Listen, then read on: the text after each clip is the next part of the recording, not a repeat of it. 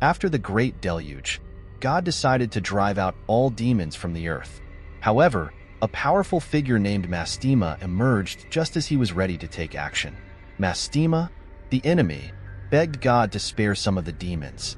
Calling out to God, Mastema begged to be allowed to keep 10% of the devils. Before his final judgment, the sons of men are intended to corrupt and deceive humanity due to their vast evil-making capacity.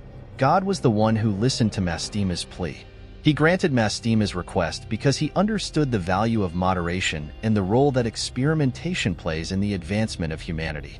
With this divine blessing, Mastema was designated as the human test subject. His goal was clear. By challenging and enticing people, he would unveil their true nature and test their beliefs. The whole world watched as Mastema conjured his demons to fulfill his destiny. These demonic spirits roamed the earth, whispering alluring words into people's ears and luring them to carry out dishonest and corrupt actions. Every challenge served a purpose, allowing God to decide who would cling to faith and who would move away from sin. Mastema was perceived in many ways. He sent plagues, like a cloud of birds that descended upon the earth in Tur's day, inflicting grief and suffering. But as part of his divine plan to test and fortify humanity, God was watching over every act of malice and temptation. Mastema ensured that people's hearts were always challenged, which was his contribution to this never-ending struggle between good and evil. His actions were often menacing and disturbing, but they also served as a crucial reminder that virtue and faith must be earned via suffering and perseverance. The Book of Jubilees contains significant historical events that are still impacted by the influence of Mastema. Among the most significant of these is the testing of Abraham. Mastema thinks that, in the same way that Satan requests permission to test Job in the Book of Job, God will test Abraham's loyalty and trust. Then he responded, "Lord, let us put Abraham to the test and see if his faith in you is genuinely unwavering." Abraham is put to the ultimate test when God gives this. His beloved son Isaac is asked to be sacrificed. Mastema watches over Abraham as he prepares to carry out this terrible deed while standing in God's presence. Abraham holds onto his faith in spite of the grueling challenge. God intervenes at the last minute, saving Isaac and reaffirming Abraham's devotion and loyalty.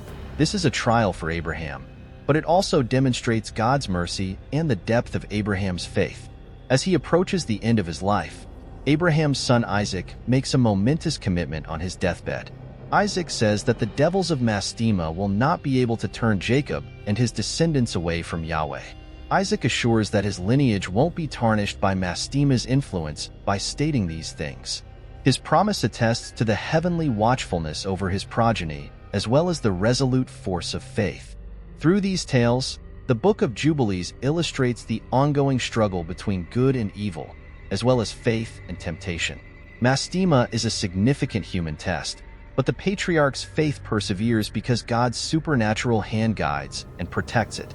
In the Old Book of Jubilees, a creature named Mastema denotes hatred. He is credited with being the head of the Nephilim, a sect of demons formed when fallen angels, referred to as the Watchers, wed human women. But the Book of Jubilees does not clarify exactly what Mastema is. He is the commander of the Nephilim, yet his lack of fear of being imprisoned with the other Nephilim suggests that he might possibly be an angel.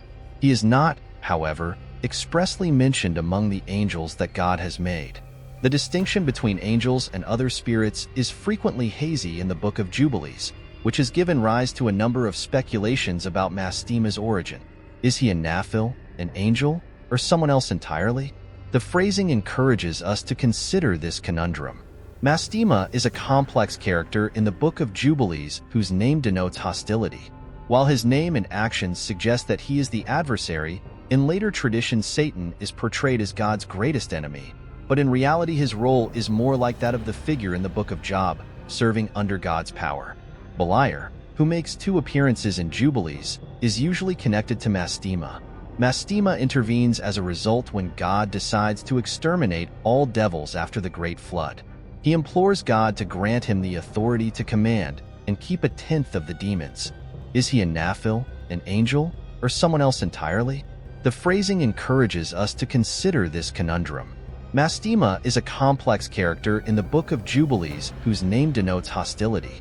While his name and actions suggest that he is the adversary, in later traditions Satan is portrayed as God's greatest enemy, but in reality his role is more like that of the figure in the Book of Job, serving under God's power.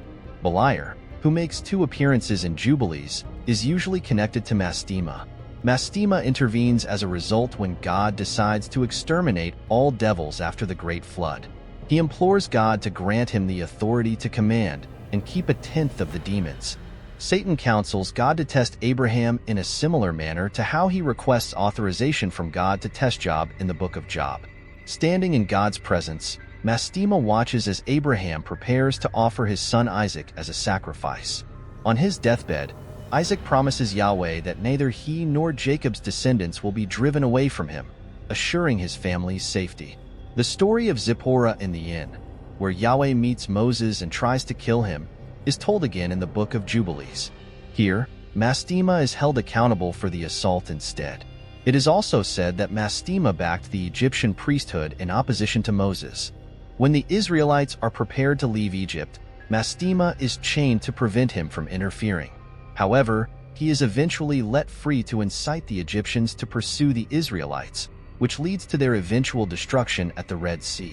The firstborn Egyptians are reported to have perished as a result of Mastema's whole range of talents.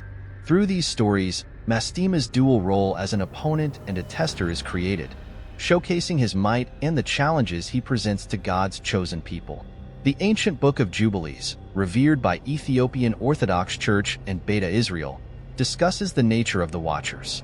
These angels were created on the first day of creation, and God gave them a special task. Here, unlike in the Book of Enoch, humanity is led by the Watchers, who are sent to earth.